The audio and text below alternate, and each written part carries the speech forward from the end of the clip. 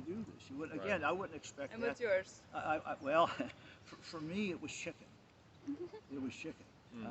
Going back to high school now, there was this guy, Nabil. Nabil was an Assyrian. An Assyrian, you know, in your high school. That's, yeah. and he used to regularly pick up the fox at like this and turn you horizontal. If he didn't like what you said, and then put you down. And the moth, I didn't tell you about the moth. The moth is one of our creatures in flight. Always walking into lights and things. Well, yeah, he said I'm always close to the light, so that's why he was the moth. And can you remind us who is the fox?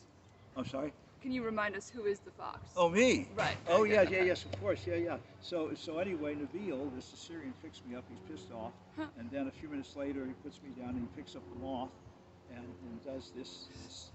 I don't know how he did it. I guess he would grab you by the shoulder and the leg, very firm grip, and then just, you know, and he's maybe our age at this time, maybe 16, 15, 16. And I said, Nabil, what's your secret?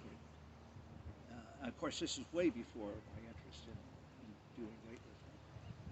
Again, we were talking about 1960. Okay, so I said, what's your secret? He says, Alex. He sounded like Abe. He said, That's funny. Alex, chicken. I said, what do you mean? You know, a drumstick? No, all chicken. All chicken. That's great.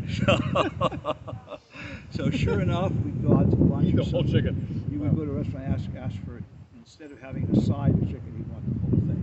So that was his secret. In one sitting, he'd eat the whole chicken. Oh yeah, and advised us to do moth and I to do the same thing. And we never got to that level of chicken. I did notice that chicken, even today, give me an extra protein burst to do my weightlifting. And I do my weightlifting at midnight, which is really, and I got Leslie lifting with me. So tell me about that. Paint a picture of that for me. Okay, sure. Sure. Well, we're starting the evening program at about 9.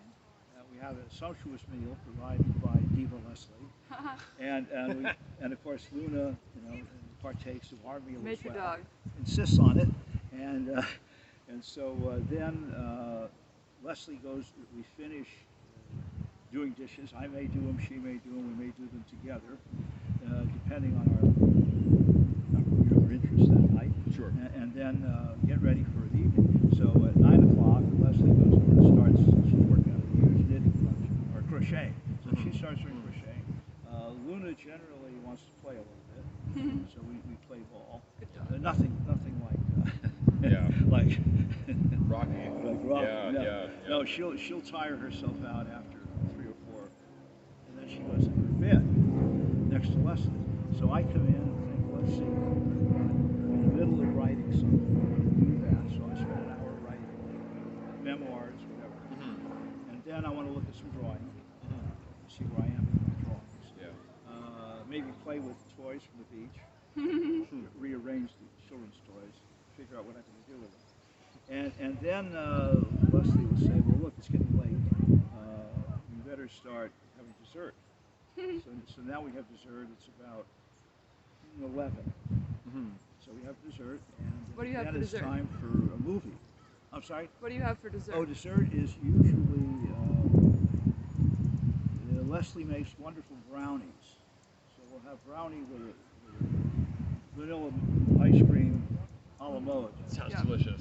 It's a nice, not a whole bunch. I can do that right now. Yeah. Sounds wonderful. Yeah. Just that. Or sometimes it'll be fresh fruit with cream and berries and ice cream or cream. So it varies.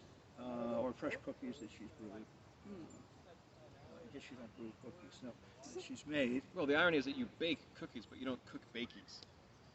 That's right. I've often wondered That's about right. this. Yeah. Why isn't That's it? Right. You know.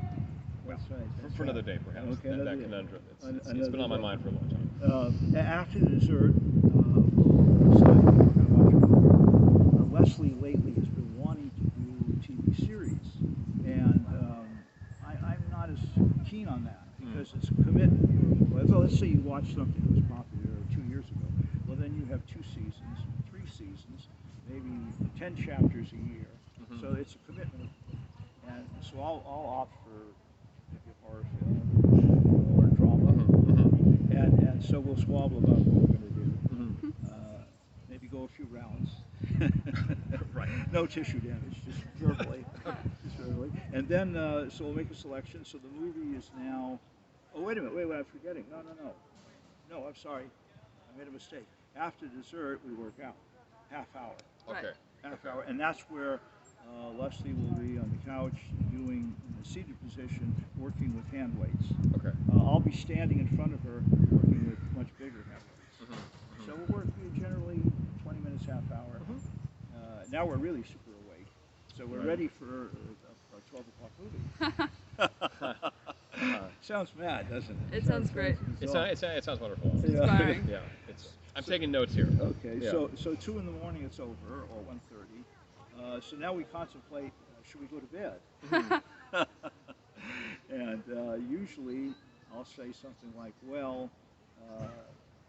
we should listen to news clips, because there might be something important for tomorrow. So I'll try to find news. Usually they're late night recaps. Did you know that?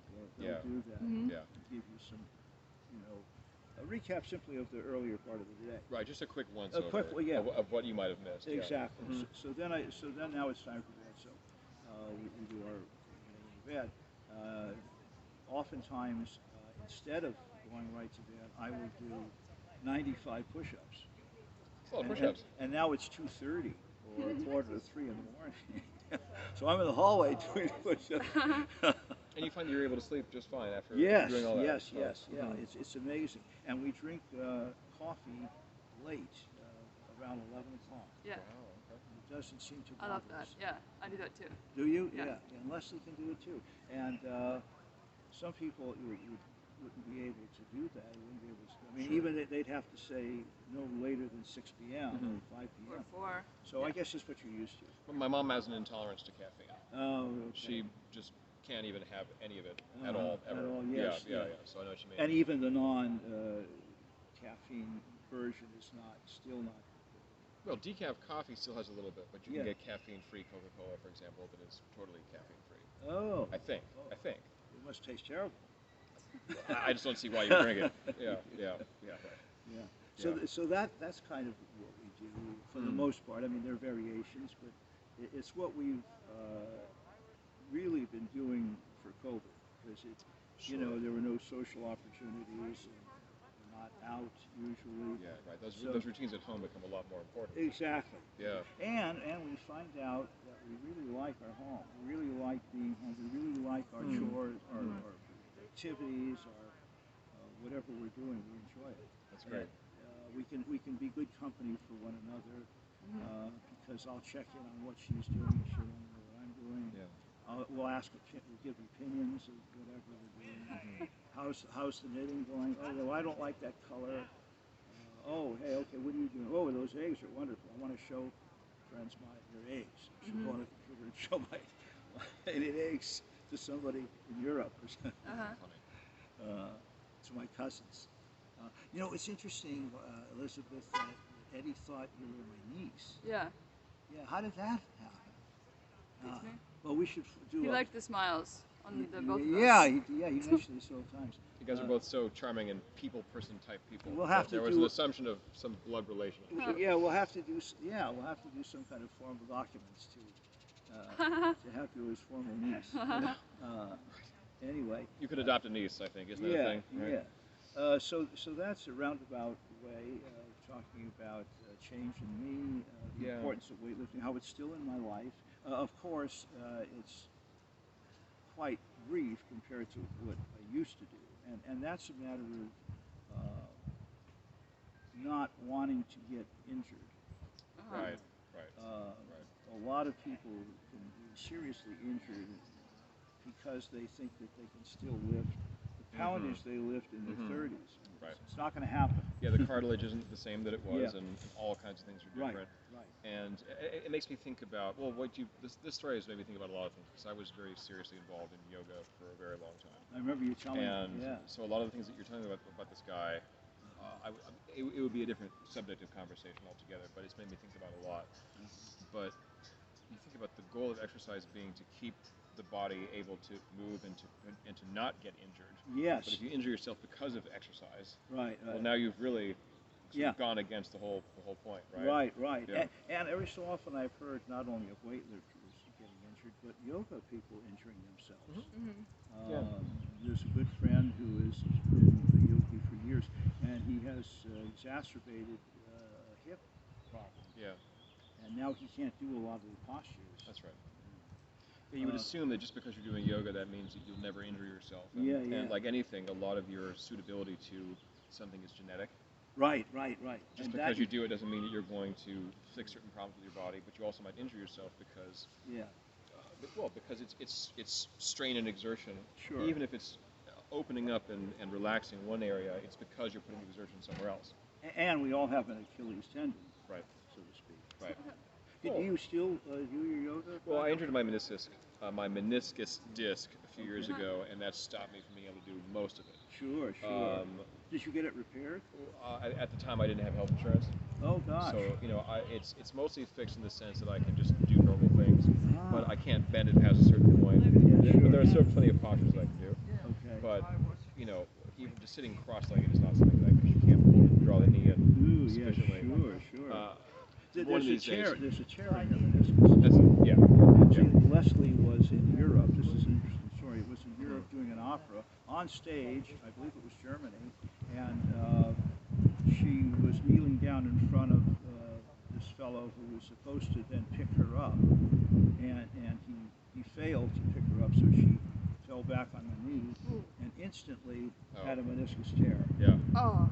And so she called me. They had to stop the opera. No, excuse me, it was a rehearsal. Thank God it was a rehearsal. Yeah. So they were able to stop and get her looked at. And so she called me. I was home here, and she said they want to do surgery here in Germany. I think it was Germany. I said, no, why don't you ask them to send you home? And sure enough, they did. On Lufthansa, first class. So she was laid out. It didn't hurt her knee any further, and came home and had surgery here. Scary. Sure. Yeah. So knock on wood, she's been fine. Yeah. But in other words, you may want to, as you get older, you may want to have. At some point, I think I'll have to. Yeah. Yeah. So that it doesn't act up on you. Of course. When you're an older person, Right. you have more complications from healing. Yeah. What if we pause here? And I then was pause, and about to say. we're losing And our let's light. move into the sun, and then maybe we'll take a little